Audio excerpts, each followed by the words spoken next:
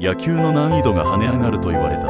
千葉ロッテマリーンズの本拠地 ZOZO マリンスタジアムは球場自体が海に面しているため、フライが上がればとてつもない強風にボールが飛ばされる。守備は一瞬たりとも気が抜けない。そして選手の帽子さえも吹っ飛ばしていく。これにはホームのロッテの選手も苦労している。